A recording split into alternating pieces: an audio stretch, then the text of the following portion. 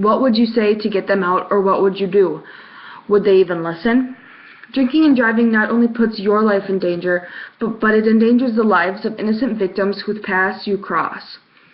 I know a few people off the top of my head that have lost loved ones due to drinking and driving accidents, or that have been drinking and driving themselves and drove themselves home and die.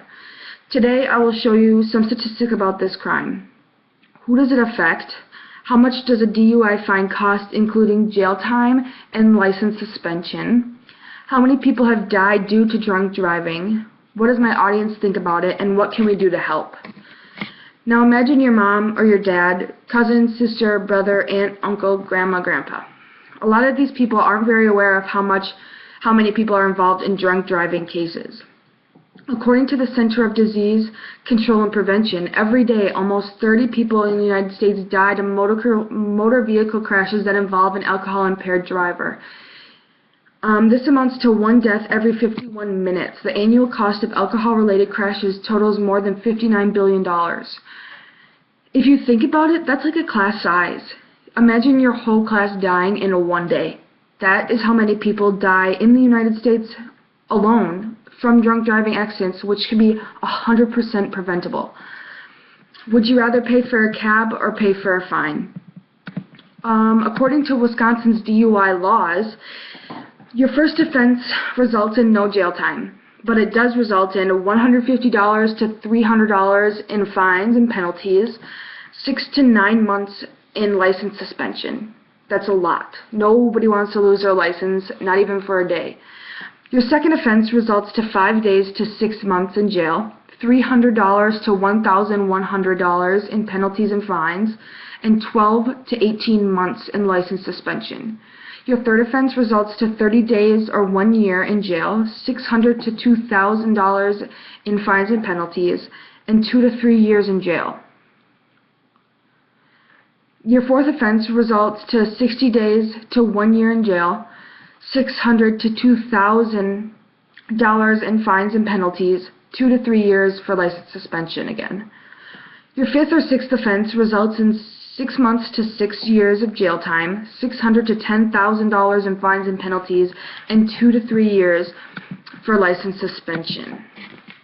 Some people can be blind to see how serious drunk driving really is, and according to my audience, most people know someone that has driven drunk and it has affected somebody they know personally. Most people are also unaware of what the license suspension laws are, and they think it depends on the situation to how long it should be taken away for.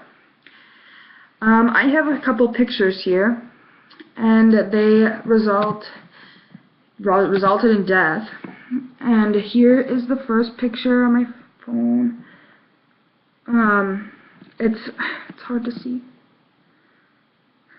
but it is that's a red car and a green car, and there was 2 people involved, and one of them was a drunk driver, and they killed the other person. Nobody wants to go with that the rest of their life. Nobody intended on doing that, but it happens because your brain isn't in control. The alcohol is. And I have another picture of a truck, just a truck by itself, crashed into the railing on the side of the road because they were drunk driving. Luckily, nobody died, but there were serious injuries, and they're lucky that nobody else was in the car with them or there was another crash. Those are the people that get in so-called lucky because they don't kill anybody else, so they just get their own fines and they have to deal with it and learn their own lesson. Nobody wants to lose a loved one or wants to watch a loved one grieve over a drunk driving accident. There are things we can do to stop it, and here I am to tell you a lot of them. We can help stop this by always offering a sober ride. No matter the time or day, I always tell my friends that I'm just a call or text away. I wake up to anything. My phone's always on loud, thankfully. I'm such a light sleeper, so my friends can have sober rides home. I've done it plenty of times. It's not that I'm enabling teen drinking, but I mean, they're my friends, and I don't want them to die. We all know it's going to happen. We're in college, like it's just bound to happen. You might as well keep them safe. Giving somebody money for a cab is also helpful. I've had people do that to some people that I know, and it does work because they have that extra money stashed away in their pockets so they can give it to the cab driver. And I always call to remind them, you know, like, hey, remember that money that you got? So they just don't forget. If you also not give somebody their keys, drop somebody off, follow them there, and take their keys when you leave. Like, it's not hard, it's easy, and it's saving a life, pretty much. Don't let people drive and drink. Another thing that parents can do is educating their children on what the consequences are, showing them statistics, showing them pictures. My parents did that to me, and I'm scared to even get in the car after one drink. And it's not, like, it's not worth it. If you see those pictures, it's just not worth doing that. We can all help. In closing, drunk driving not only puts your life in danger, but everybody else in danger that path crosses yours. Know the facts and always get a sober ride home.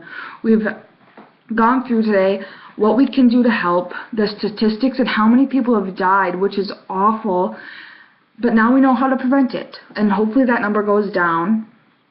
And we also know the consequences of it. There are so many consequences, and nobody wants to pay $10,000 for a fine, or even $100. I don't have $100 to just give away for doing a stupid mistake. Nobody wants to go to a party and never make it home. So please just get a sober ride home. It makes all the difference in somebody's life. When you pick them up and the next day they're grateful to be alive.